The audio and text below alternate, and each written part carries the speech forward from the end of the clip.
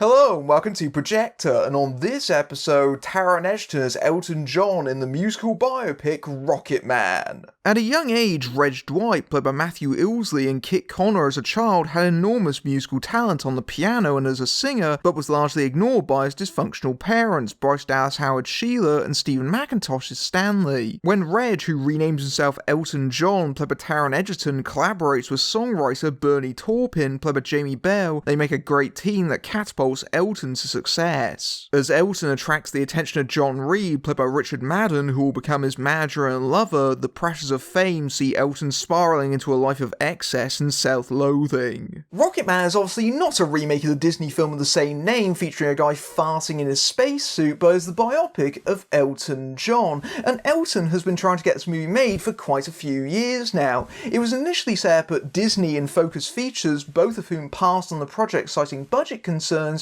and is now brought to us by producer Matthew Vaughn of Marv Films, the makers of the Kingsman movies. You'll of course remember that Elton John had a very extended cameo in the second Kingsman film, The Golden Circle, starring alongside Taron Egerton, who plays him in this film. So it's like kismet in that regard, but not really, because you see, Vaughn actually picked up this project whilst he was editing The Golden Circle and would only agree to produce the film if Egerton played John, and the film is directed by actor-turned-director Dexter Fletcher, who previously worked with Vaughn and Egerton before on the biopic Eddie the Eagle a few years ago, and Fletcher actually has quite a bit of experience with directing musicals. He directed the film version of the Proclaimers musical Sunshine on Leith, and he also did the work after Bryan Singer was fired from Bohemian Rhapsody, for which he earned a producer's credit on it. And the film is written by Lee Hall, who wrote the screenplay for Billy Elliot, and Jamie Bell stars in this movie as well. So there's a lot of interconnection here. It's almost like the stars were crossed in a lot of ways, and all that talent coming together has created a movie that really is electrifying. Now, I know what your first question is, especially given the Dexter Fletcher connection. Is this better than Bohemian Rhapsody? And in fact, yes, on that count. The thing about biopics, about people that are still around, is that often those people will have creative control over those projects, especially artists, and that's largely by necessity. If you want permission to make a movie about them, to include their works that presumably you're making the film about, you'll need to get on their good side, and as such, these movies often play like official biographies. Their history written by then, they dictate what is and isn't included, and usually present themselves in the best possible light to make sure it's the most flattering depiction of them on screen. And Bohemian Rhapsody is a good example of this. It's a movie that had a lot of involvement from Queen. Obviously Freddie Mercury wasn't around, but Brian May in particular had a huge amount of control over that film, and it does feel in a lot of ways like a movie written and directed by Queen. I said as much when I reviewed it several months ago. That's the difference between Rocketman and Bohemian Rhapsody, is the approach of the two people overseeing the project.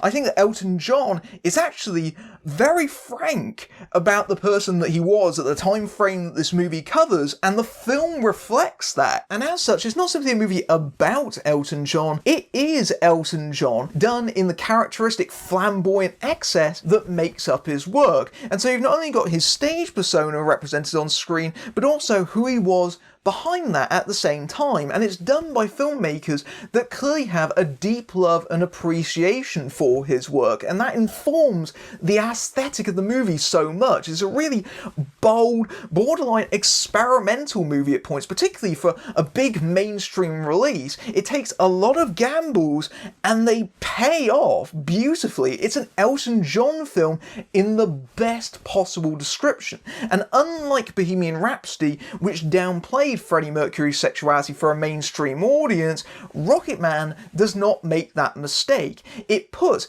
Elton John's sexuality and his relationships at the forefront. It's an R-rated movie, and therefore it can actually show those things on screen, which I believe is actually quite groundbreaking for a film coming from a major studio, but also it's representative of a man who's lived a very, very storied life. He describes himself in the films taking every drug drug you could possibly think of, I've been an alcoholic, I've been bulimic, all that is represented on screen. Rocketman is a movie that's big and flashy, but also unexpectedly candid, and that's the part that makes it so resonant to watch. In his performance as Elton John, Taron Egerton is simply sublime. I can't think of anyone else who could have played this role any better than he did. He is just spot on casting, and we already knew that Egerton was a formidable talent because Vaughan keeps casting him in his projects over and over again, but this is perhaps the greatest showcase of his talents to date. He has such a broad range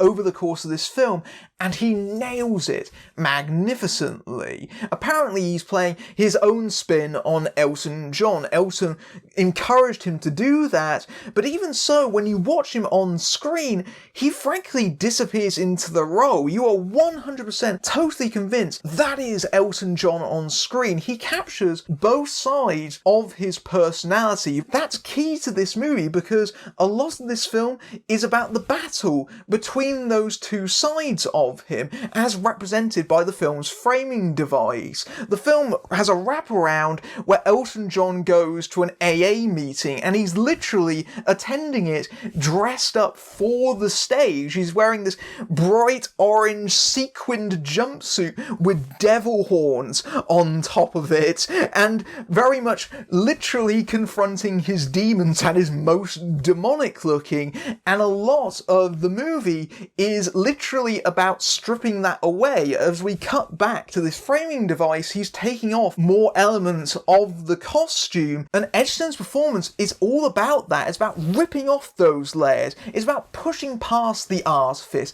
the glam, the gloss that makes up that very public persona, and revealing Reg Dwight underneath it all, this shy, introverted person that is yearning and hoping for some kind of validation, and as such is deeply hurting. And the more he does, the more that he buries himself in his work and all the paraphernalia that comes with it. He becomes more and more eccentric on stage, the more personally he becomes conflicted, and that over time curdles into anger and hostility at pretty much everyone in his direction. And so we see the charismatic Elton John suddenly crashing back down to earth, especially in the scenes that he shares with his parents. Those are some of the best scenes that Egerton has in this film, where behind the coloured sunglasses you can see him shedding a tear, you can see the pain in his eyes. It's an incredibly emotional performance on his part. It's a great piece of acting, not to mention the fact that Egerton is a really terrific singer. He covers all of Elton's songs in this film, and again he's putting his own spin on them, but they feel like Elton John's work. He definitely captures the character that he brings to it, which of course makes sense because this isn't actually the first time that Egerton has sung Elton John songs. You might recall that a few years ago he was in the Illumination animated movie Sing, which, funnily enough, he actually sung an Elton John song in. He actually sung I'm Still Standing, and he sings that in this film as well. And all the songs in this film are wonderfully covered by him. And at the centre of the movie, it's about Elton seeking love. That's what it's all about. In large part because he didn't receive any in a terribly unhappy childhood. His parents didn't pay that much attention to him. Stephen McIntosh's father is very uptight and emotionally distant and strict, and he'd run off to form another family and didn't really treat Elton like much of a son in the first place. And his mother Sheila, played by Bryce Dallas Howard, is this terribly unhappy person that is very self-absorbed in her own way. She's often reading a magazine, burying herself inside of that, and sometimes she can be supportive, but often she can be quite cruel and manipulative and puncture through Reg's confidence. And Bryce Dallas Howard's performance here is marvellous. It's a great transformation on her part, particularly that stunning accent. She's virtually unrecognisable. She gives Taron Egerton a run for his money with her performance, and that family dynamic would go on to inform much of the rest of his life. And Elton's childhood is dealt with in scenes that are largely coloured in muted, musty tones to represent how repressed he felt at that time. It's particularly striking in the transition into that sequence where we see Taron Egerton in his full regalia, and he looks like he's in full Technicolor compared to the muted, desaturated background around him that looks monochrome by comparison. There's almost like a Wizard of Oz element in reverse in that transition there. And even though Elton had his musical abilities from a very young age, he was a child prodigy, he knew how to play music simply by ear, he just didn't get very much recognition for it, aside from his nan, who was the one that gave him the push to get training for his abilities. And so he learns to express himself through his talents, but away from the piano, he struggles to do that. And so Bernie Taupin enters the film, played by Jamie Bell, and it's clear that their working relationship is symbiotic. The two men instantly click and connect with each other, and I think that's in large part because Taupin's lyrics, the ones that he wrote, express things that I think Elton was struggling with as a person, and that's why Elton is able to write the music so naturally for it. And the relationship between them is very, very close.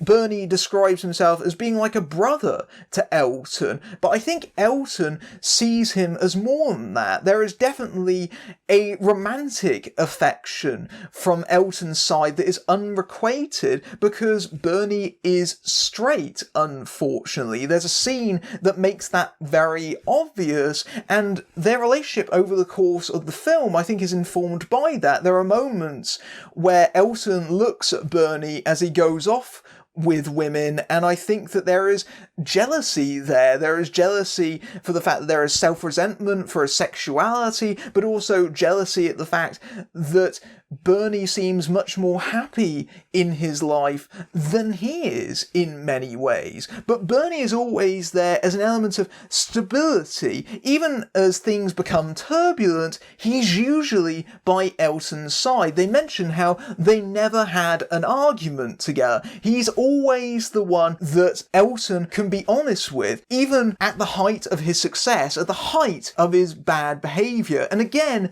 Jamie Bell, very solid in a part that requires underplaying for a lot of it, but nevertheless still makes a major impact. The other major relationship is that of John Reed, playing seductively smarmy form by Richard Madden, and that's an extremely tempestuous one, given he was his agent and lover, and it started off extremely passionately, but very quickly turns sour, particularly because Reed is physically, emotionally, and professionally abusive.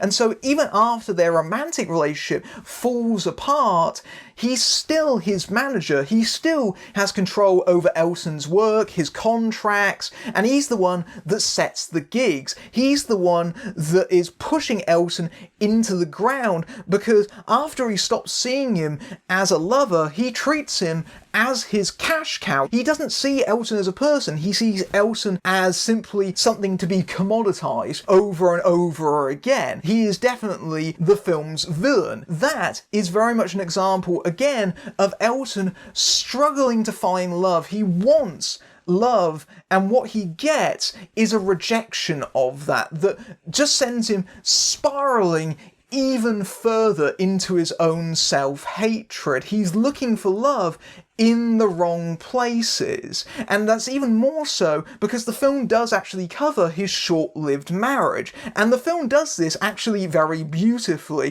The marriage that Elton had in the mid-80s is only covered in roughly around 3 scenes with almost no dialogue, but the way they're acted tells you everything you need to know. And Dexter Fletcher's direction is like a live wire act. He brings so much energy and verve to it, particularly particularly in the musical numbers, which are big and theatrical. It's like watching a Broadway stage show. The film is almost ready-made to be translated into that format. The way that they transition across scenes, across time, through the musical numbers is especially impressive. There's a lot of invention on display here, and when you compare it to Bohemian Rhapsody, which integrated the Queen songs with them simply writing the songs and then performing them, it shows just how unimaginative that movie was in its many ways. The songs in Rocketman have clearly been chosen because they speak to Elton at that point in the narrative. The lyrics connect with how he's feeling within his character arc. And so you have lots of Elton John songs in this movie,